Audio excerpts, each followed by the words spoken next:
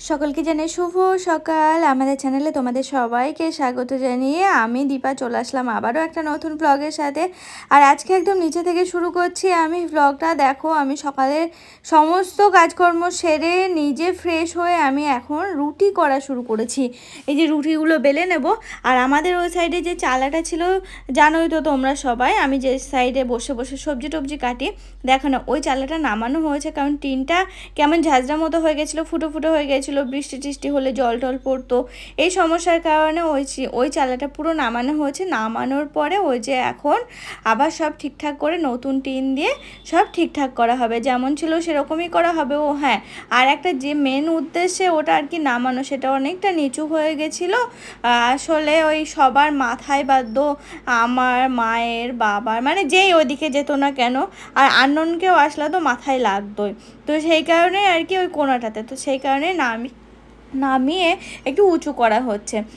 আসলে কালকেই নামানো হয়েছে আর আজকে ঠিকঠাক করা হচ্ছে, পুরোপুরি কমপ্লিট হয়ে যাবে আজকেই।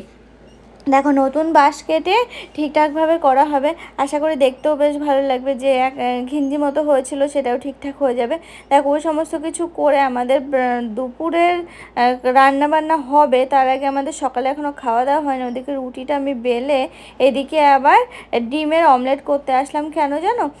কারণ আজকে সকালে আমাদের ভাতও হয়েছে প্লাস রুটিও হয়েছে, তো সেই জন্য আর কি ডিমের অমলেট। আর ওদিকে যা যা আছে সেগুলো তো আছে, মানে সকালের খাওয়ার মধ্যে সেরকম তো বেশি কিছু করতে লাগে না বলো। ওই মোটামুটি আর কি যা হয় রোজ, ওই সিদ্ধ সাদ্ধ এটা সেটা একটু ডাল এই টাইপেরই আর কি খাবার দাবার। তো আমি ডিমের অমলেটটা করতে করতে একটা করবো না, 2-3টে করবো, তো প্রথমে একটা তো বসিয়ে দিয়েছি। আর জানো, বাইরে খুটখাট আওয়াজ কেন, তো ভালো মতো বুঝতে পারছো, কারণ ওই যে ওই সাইডে ওটা নামানো হয়েছে। যাক, ভালো হবে, বাড়িটা আবার একটু নতুন নতুন লাগবে।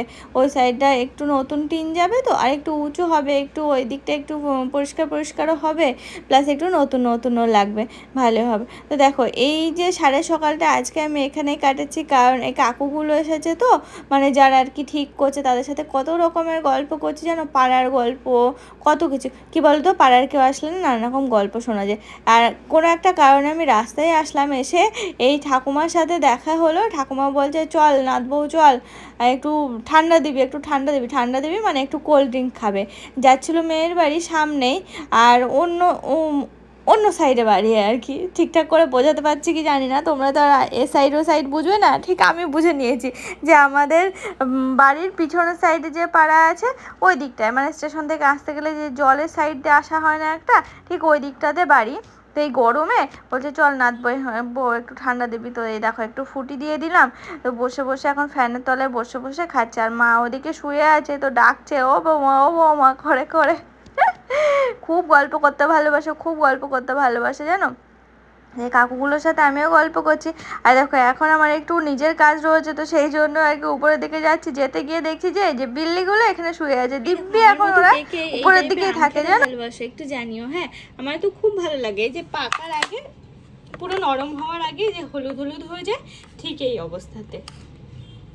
দেখো না, আমার তো খাওয়া দাওয়া হয়ে গেছে। সকালে খাওয়া দাওয়া শেষে আমি এই একটা আম কেটে নিয়ে বসে পড়েছি খাওয়ার জন্য, মানে রিল্যাক্স করছি আর কি এই 5-7 মিনিটের জন্য।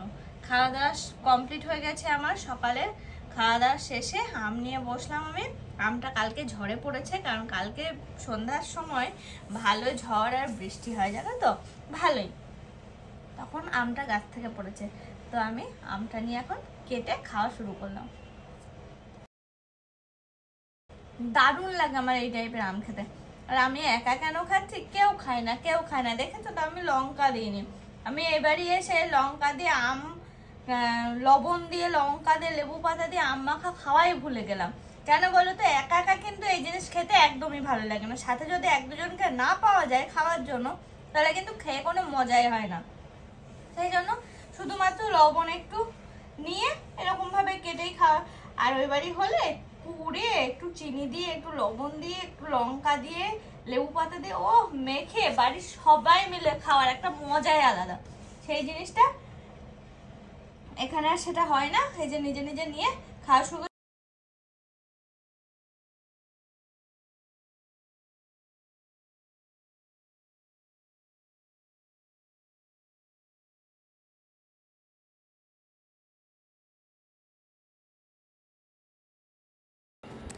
দেখতে দেখতে বেলা অনেকই হলো, তারপরে এই যে বাবা পুঁই ডাঁটা নিয়ে আসলো বাজার থেকে, সে পুঁই ডাঁটাটা এখন কাটতে শুরু করলাম। আর আজকে দুপুরে তরকারি সকালে সেরকমভাবে কাটা হয়নি বলে এখন শুরু হলো। আর রান্নাবান্নাও আজকে একটু দেরি করেই শুরু হলো। আর পুঁই ডাঁটা বা ডাঁটা জাতীয় জিনিস কাটতে তো আমার বেশ ভালোই লাগে। তোমরা তো এতদিনে হয়তো জেনেই গেছো যে সবজি কাটতে, সত্যি কথা বলতে কি সবজি কাটতে আমার বেশ ভালো লাগে।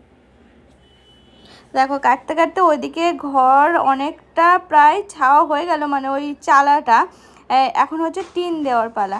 মোটামুটি অনেকগুলো টিন দেওয়া হয়ে গেছে, আর কয়েকটা ওই সাইডে দিয়ে তারপরে সাইডের যে টিনগুলো সেগুলো দেবে এক এক করে, তারপরে কমপ্লিট হয়ে যাবে একটু পরেই। তবে যে হারে গরম পড়েছে, আমি তো বলছি একটু পরে এই করতে করতে বিকাল 4-5টা ইজিভাবে বেজে যাবে জানো। দেখো এখনও হচ্ছে রেস্ট টাইম, টিফিন টাইম। তো বলা হলো কী খাবে ভাত খাবে না, এই গরমে নাকি চা খেতে ইচ্ছা করেছে। তো দেখো চায়ের বাটি টাটি সব নামানো ছিল, এখানে আবার একটু মাছ দিয়ে চলে আসলাম। চায়ের বাটি আর কি খাবে জানো, একটু লেবু দিয়ে শরবত, ওই চিনি দিয়ে লেবু লবণ এই সমস্ত কিছু দিয়ে আর কি একটু শরবত করবো, তার জন্য একটু লেবু তুলে নিচ্ছি। আর গিয়ে চা একসাথে আর কি চাটাও চাপিয়ে দেবো, ওদিকে শরবতটাও করবো।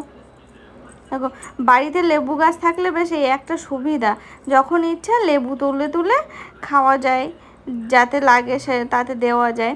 তারপরে দেখো চা করব, তো প্লেন চা এবার কেমন লাগবে, তো তাই ভাবলাম একটু সরপান গাছের কাছে যাই, একটু পাতা তুলে নিয়ে আসি। তো এই যে চলে আসলাম, আর এদিকে এখন শরবতটাও হচ্ছে। তারপরে জানো চিনি দিয়ে শরবতটা করতে করতে মনে পড়ে, যা ফ্রিজে তো আখের গুড় ছিল, আখের গুড় দিয়ে করলে তো বেশি ভালো হতো।